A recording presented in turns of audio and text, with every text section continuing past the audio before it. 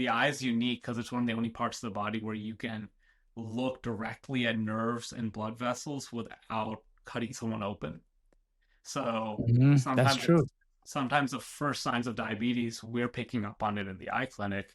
Um, and that's why everyone who has diabetes gets sent to an ophthalmologist or an optometrist to get a diabetic eye exam, because we can actually see the changes it's making, and we know if it's happening in the back of the eye, it's probably also happening to the kidneys and to your like tiny blood vessels by your toes and to your brain and all that stuff. Yeah.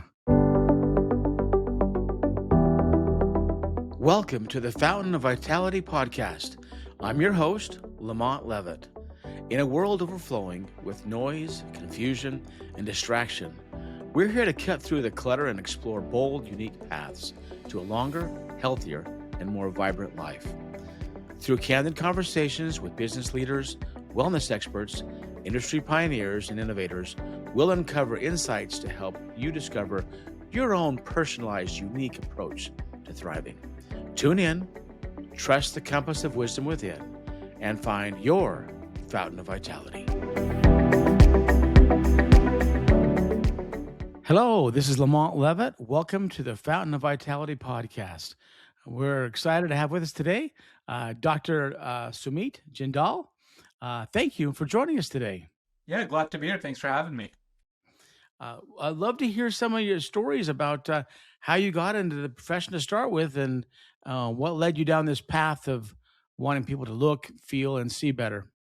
Yeah. With So, I mean, it honestly kind of runs in my blood, right? My dad is also an eye surgeon, so he's an ophthalmologist, and he actually had to do his training twice because he did it in India. We moved from India when I was like 2 years old, and he had to redo everything when we got here, Oh, and wow. so he got double trained, and then he set up his practice in Oxford, North Carolina. So this really small town, super southern town, about 45 minutes north of Raleigh, and pretty much did every every aspect of eye medical and surgical care. So he was doing a lot of cataract surgery, helping people see better, saving their vision, doing glaucoma. He was trained in surgical retina, so helping people with like bad diabetes and high blood pressure affecting their eyes, just a little bit, just everything. And he has always been a really big like tech junkie, so any new piece of equipment that came out, like latest technology, even though he was in a small area, he was always one of the first people in the state to get it. And So then I did my training in ophthalmology, and I chose a different subspecialty to do it in. So I did an oculofacial surgery or oculoplastic surgery, which is specializing in eyelid and facial cosmetic and reconstructive surgery.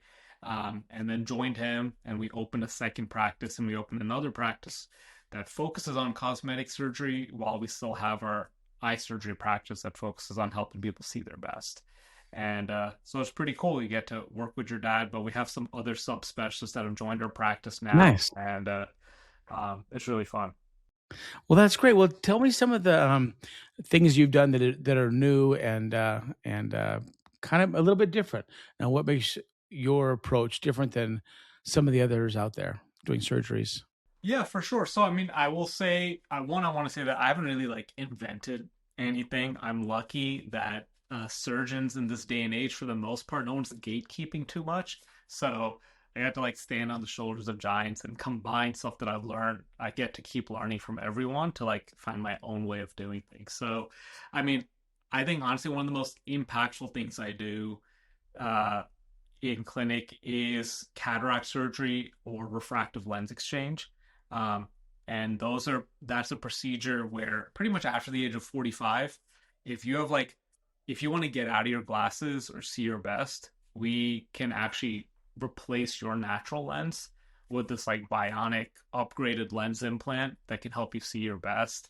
And maybe even get you out of glasses for like at least 90% of your daily activities, for like seeing far away, seeing your computer screen, seeing your cell phone.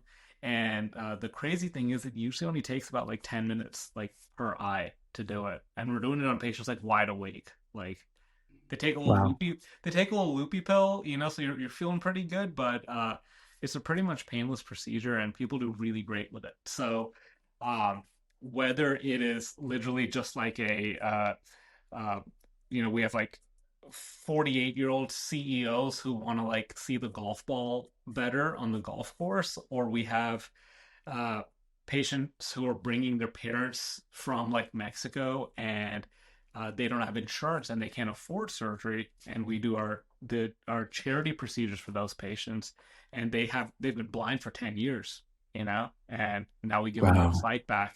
It's like uh, it's pretty cool to get to do both things even on the same day. See both kind of extremes on the same day. Wow. Well, tell me, you mentioned having the lens be almost bionic. What are some of the changes in the last 5 or 10 years with lenses? And people may have heard of a lens replacement, but Yeah. kind of catch us up to date. Yeah, so when cataracts, the good thing about ophthalmology in general is like it's a really tech heavy field and there's a lot of innovation always happening in it. I'd say in the last 5 years, even in the last 10 years, there hasn't been a huge game changing thing with lenses, but they're just getting better and better and better. So Or before, gradual. like yeah, like you can get great vision. You might still need glasses, but we can clear someone's vision up really well with what's available. Now there are lenses that have these, like, they're called multifocal lens implants. So the lens has these rings in them that will help split light so you can see at different distances sharply. But the problem is they split light. So you can see this glare and halo around those little circles that are in the lens. And so Okay. that was, uh, I think a lot of patients like didn't like that or couldn't tolerate it. And so that's one aspect of the lens that has gotten way, way, way better. Even in just the last few years, at least what's available in the US. Because the US is kind of slower to get all the FDA approvals for this stuff. So we're always seeing what everyone in Europe and South America are doing, like really jealous. But at least by the time it gets over here, we know it works well. So that's nice. Yeah, that's good. That's good. Well, I'm fascinated on your charity work. Uh, what are some of when people are blind or almost blind, are you finding it's more because of a bad lens or glaucoma, or what are the kind of things that you see that are easily correctable? Yeah, so what's easily correctable is having a really bad cataract, cause Yeah. and again that can still be like complex, but that is like very very fixable. There's something really cloudy in the eye. We take the cloudy thing out, we put something not cloudy in it, you can see again. But if someone has really bad glaucoma, um, out of control diabetes, or high blood pressure, that can do a lot of permanent damage to the eye, and there's not much we can do about that. Um, the eye is unique because it's one of the only parts of the body where you can look directly at nerves and blood vessels without cutting someone open. So That's sometimes true. sometimes the first signs of diabetes we're picking up on it in the eye clinic. Um, and that's why everyone who has diabetes gets sent to an ophthalmologist or an optometrist to get a diabetic eye exam, because we can actually see the changes it's making, and we know if it's happening in the back of the eye, it's probably also happening to the kidneys and to your like tiny blood vessels by your toes and to your brain and all that stuff. Yeah. When someone's blind or comes to you for service, they don't know if they're going to have a amazing you know experience, or if it's going to be something that it isn't great. How do you manage those expectations when people need to come to see you? Yeah, I mean, I'd say it's definitely easier if someone already can't see, right? Because Yeah. it's like, but essentially I tell them, I was like, okay, you can't see out of your cataract. I can't see past your cataract. So there are some like ultrasounds and stuff we can do to check if your retina is still attached back there and things. But otherwise, if your nerve is damaged or if you have other damage in the back of your eye, we don't really know till we get the cataract out of the way. Right. And so I tell them, almost like, I don't know how much better your vision is going to get. And we try to get a good medical history, like, okay, did you ever suddenly lose vision? Did you ever have this, like all these different things that could mean that permanent damage back there. Um, and then, yeah, I mean, honestly, once in a while it happens, we have a successful procedure and the patient really doesn't notice any difference because their eye had already had a stroke in it and we just had no idea. Yeah. Yeah. Well, What's more difficult to manage expectations for, though, honestly, is are patients who are like, I see 20/20 with my glasses on, and now I want to get rid of my glasses and do custom lens replacement or refractive lens exchange, because you're taking something that was already good and trying to match it with technology. And I'm like, Yeah. no lens is ever going to be as good as the lens that God made for you, right? Right. But we can get pretty close, and in some patients it can be a big difference. And then, of course, on the other side of things, when we're doing our cosmetic surgeries, when we're getting rid of eye bags or doing like face and neck lifts and things like that, I'd say those patients can definitely be a little harder to please sometimes too. Yeah, because they have a certain idea how they want to look, and then yeah, that makes sense. Share. Let's pivot to that for a minute. What are some of the different facial things that you do around the eyes, eyelids, eye bags, or the the wrinkle lines? What have Yeah, you had the most success with, and what seems to work good for you? yeah. I mean, I'd say so. My training's in oculoplastic surgery, and some people call it oculofacial surgery. It extended to the full face. So I pretty much do almost everything on the face except rhinoplasties. My wife says you can't do anyone's rhinoplasty till you get your own nose fixed. And I was like, that's fine. Like I had no training. um, but um, but yeah, so my, I guess you could say super specialty or the most complex cases I handle are the eyelid cases.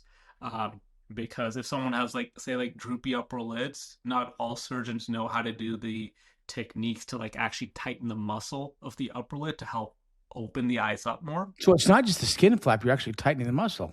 You're actually tightening the muscle. Yeah. How do And you do that? so I there's we could sit here and talk hours on how to do it, but it's still an overall minimally invasive procedure, right?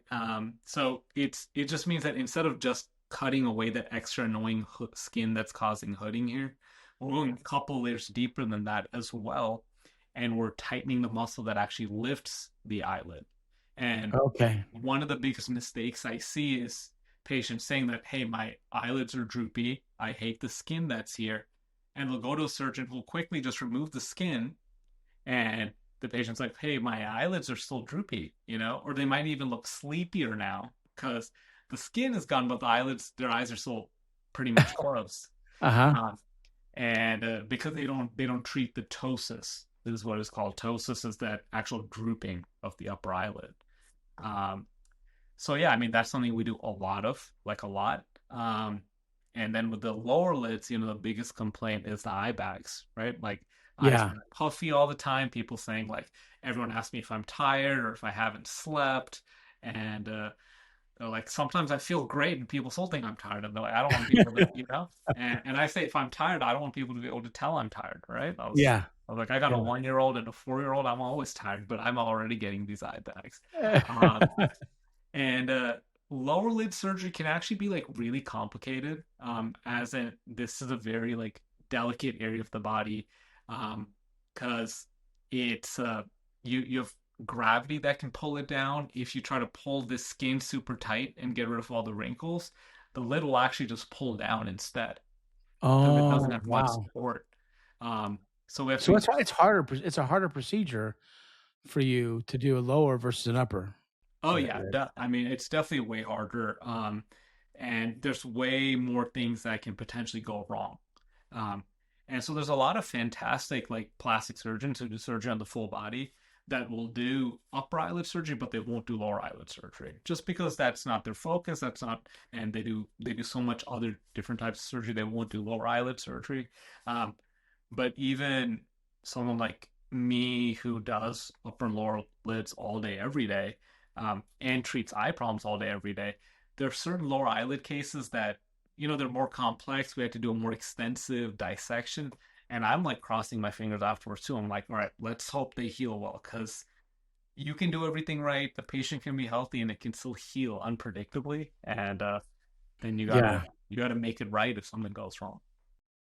Do you prescribe like vitamins and stuff to help them with that healing process, or some sort of medicine, or do you find when people are older they don't heal as well?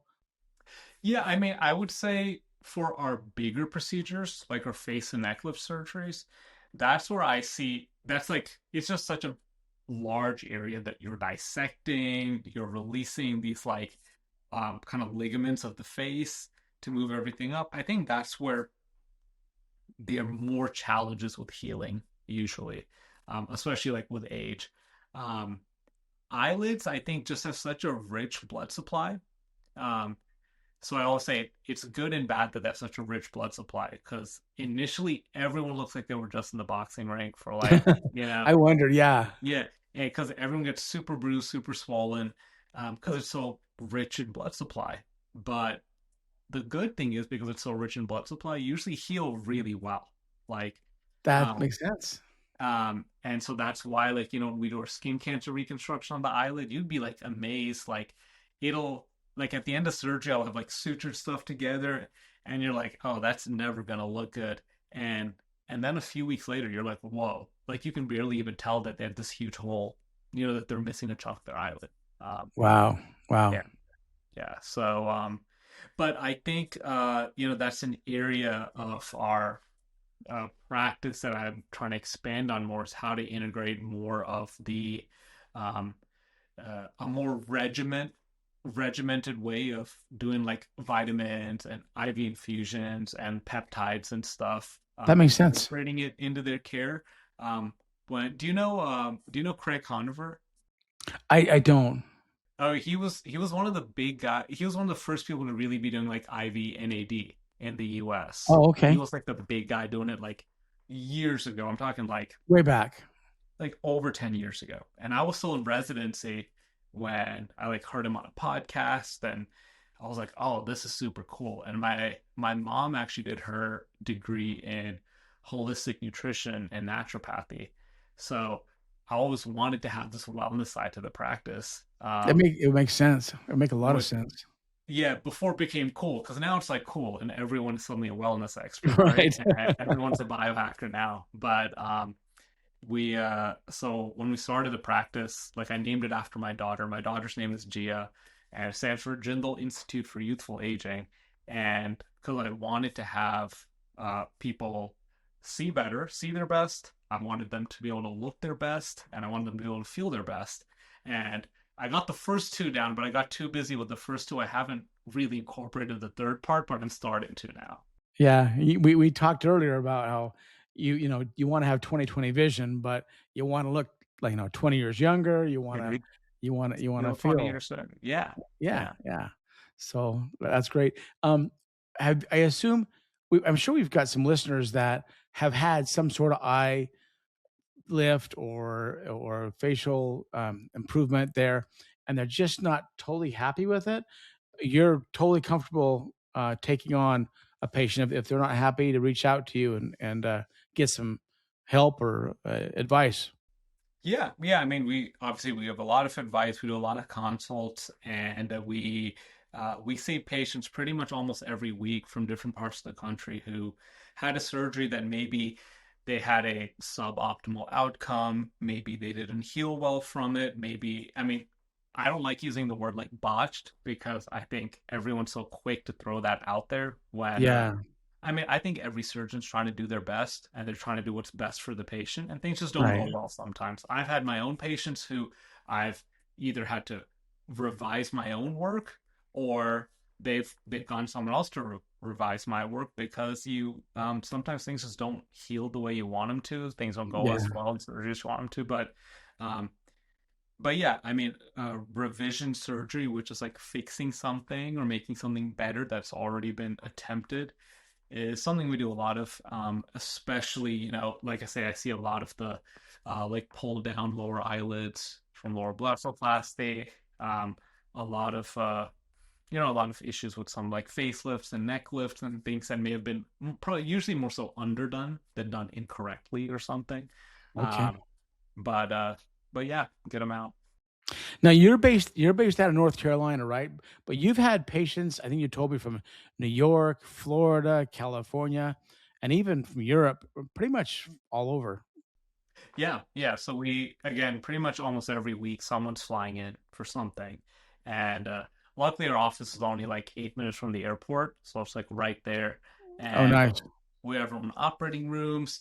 So whether we have patients who fly in to get refractive lens exchange, like custom lens replacement, um, as well as for cataract, as well as for cosmetic surgery also. And they usually stay with us for about a week. Um, some people actually fly home after a couple of days, um, and uh, and they do great. You know, and we keep in close contact with them too afterwards because we don't want to. Um, we're not like Turkey. We're not going to like just like do a procedure and then And off then we see go. ya. Yeah. Yeah, yeah, yeah. What about with eye? I've heard like eye surgery, like upper lid, that insurance will cover it if it covers a certain percentage of your eye, Yeah. but they won't if it's just too cosmetic. What's that boundary, or do you take insurance, or is it straight Yeah, cash? so yeah. So our eye clinic will still take insurance for that. Luckily, I have another surgeon at our practice, Dr. Samantha Prabhakaran. We just call her Dr. P. I go by Dr. J, so we don't confuse me with my dad. Okay. And so she goes by Dr. P. And she handles most of those cases now. And yeah, so if the eyelid is drooping over your pupil, over the center part of your eye, or the extra skin is hanging over your eyelid into the pupil, um, like that's one criteria. The second criteria is like failing this like visual field test, which is this objective measurement that like doesn't impact your vision. Um, Truthfully, anyone can fail that test. Like I have patients trying to game the system all the time. They're like 40 years old with a tiny bit of skin. They're like, I want my insurance to cover it, and they're like, that's not gonna like work. Um, and uh, and yeah, but I will say the insurance companies have gotten a lot stricter about it. I Not mean, just letting everybody like get it. Yeah. everyone hates insurance now, but I mean, I feel so bad. Like I sometimes have like, just like 80-year-old woman who like I'm like that is a super droopy lid, and somehow insurance doesn't cover theirs, but it'll end up covering again one of these like 45-year-old like country club moms who's like trying to game the system and went on a Facebook group and like figured out how to fail this test. And uh so it's a uh I will say, I mean, I'll say I'm biased because I do both cosmetic surgery and eye surgery, but people usually get a better result if they just pay cash, and that way the surgeon kind of take their time, use all their resources, and make sure you get the best result possible. Get the But right. yeah, Cool. Can you share a story with us or two of, uh, maybe one of your patients you mentioned earlier that came in was blind and then could see, and how happy they are, of course. And then, but anything you'd like to share with us would be great. yeah. I mean, I think something that actually happens frequently, and I don't know if my staff schedules it this way on purpose or like it just ends up happening this way, but a lot of times, either on back-to-back days or back-to-back surgeries itself, like I'll end up doing like like a surgery on like one of these like one percenters, who's just like everything is great. I just want it to be better. And then one of our patients who's like uninsured, can't afford surgery, and we're doing like low cost surgery for him. And it's like crazy because the mentality is very different. Yeah. For the patient, mentality is different going into the surgery because you're like, okay, like I'm serving two completely different people here, and but like a week later when they're like seeing the result, whether it's like they're seeing better, whether they're seeing the result from a reconstruction or a cosmetic procedure, like sometimes the tears of joy are like equal. And I still am just like, I don't know, it's like I mean, I've grown up relatively privileged for sure, and so I can't put myself like in, but I'm like it's just hard for me to imagine being in either of those two positions. But so it so baffles me every time that I'm like, whoa, like both these people are crying like tears of happiness, equally, even though they came from like such different backgrounds. Completely different demographics and backgrounds. And Yeah, yeah. but it's um for us, I mean, from a business perspective, right? Like, because of how little insurance reimburses these days, because of how high overheads are in practice, it's almost like we have to do our top one percenters and do our like big time facelift surgeries that can be upwards of $50,000, and our customized lens replacements, which are like, $15,000 surgeries, so that we can continue giving back to everyone who needs it so that we can keep taking insurances like Medicaid and stuff, which most practices stop taking. So it's almost like the sort of like Robin Hood approach. That's like our business model. Huh. Um, to keep so that we can keep doing that. Now if I went to like an private equity group and they saw that, they would just be like, okay, so all we have to do is like slash that part of your practice and Right. and focus on this side and you would be making like X amount more, but it's like uh that's not our end goal. Yeah. Yeah. That's not why you're doing it. Totally. Exactly. Yeah. With everything, there's a means to an end. You want to be able to take care of yourself and your family, but you also want to make a difference in the world too. I get it. Yeah. Makes Yeah. a lot of sense. For sure, and I think serving uh that high end patient, with these procedures forces you to be on the top of your game in the sense it's like, okay, I have to be delivering the latest and greatest.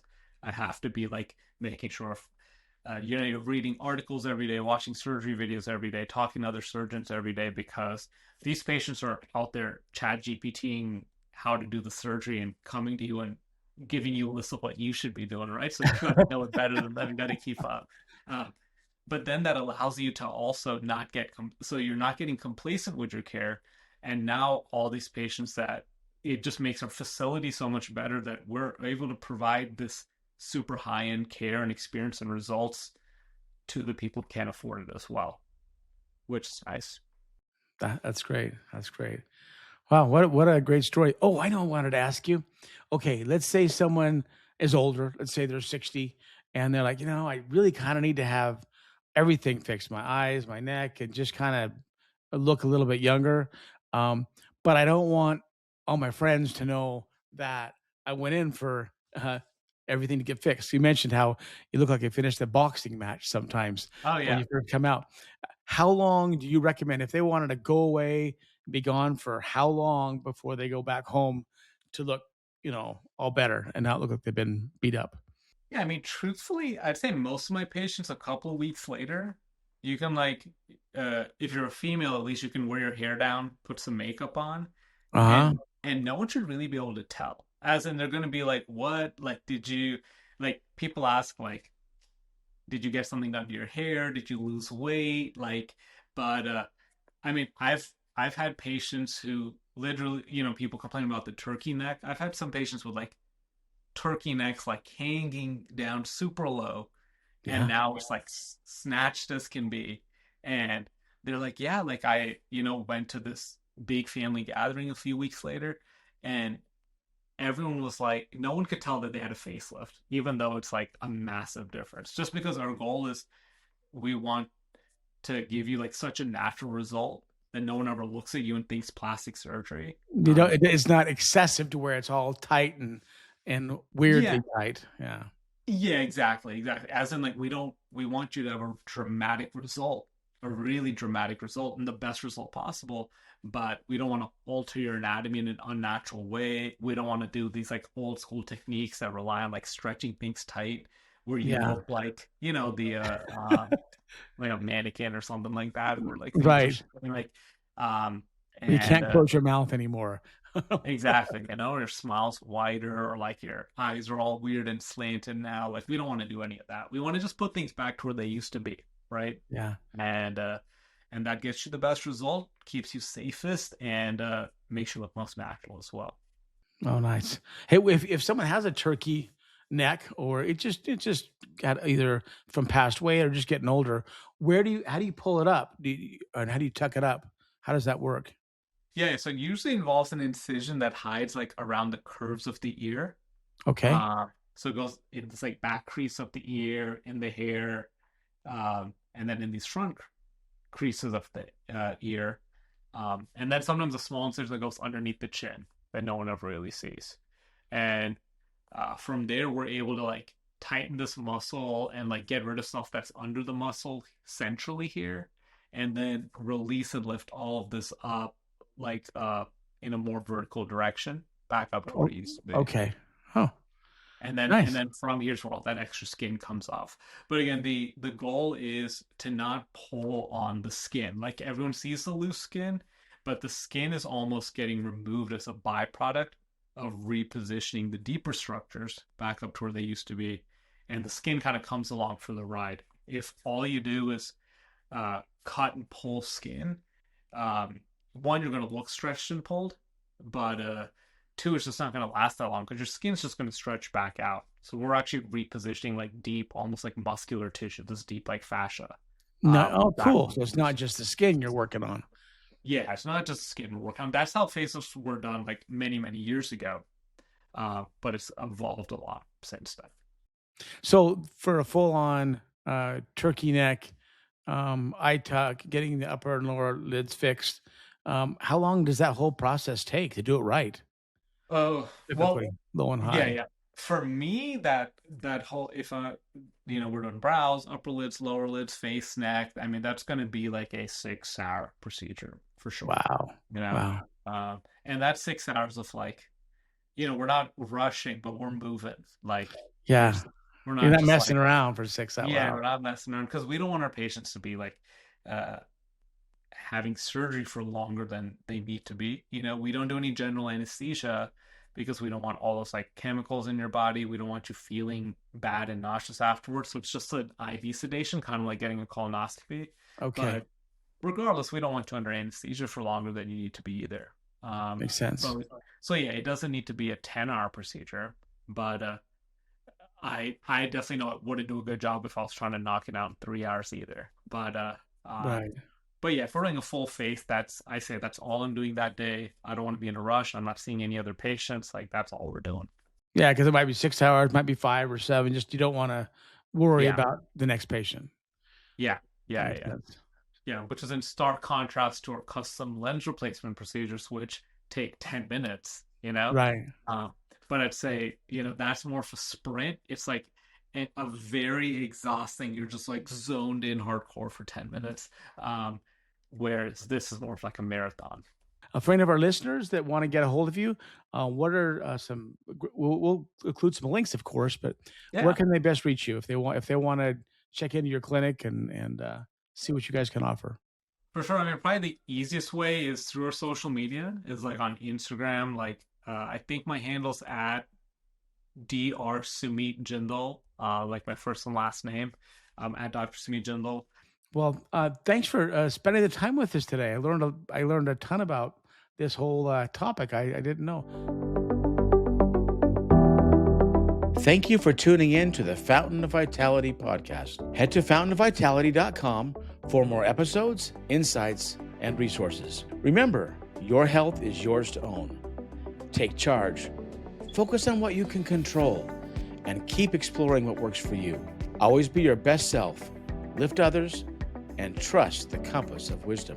Until next time, stay vibrant and take care.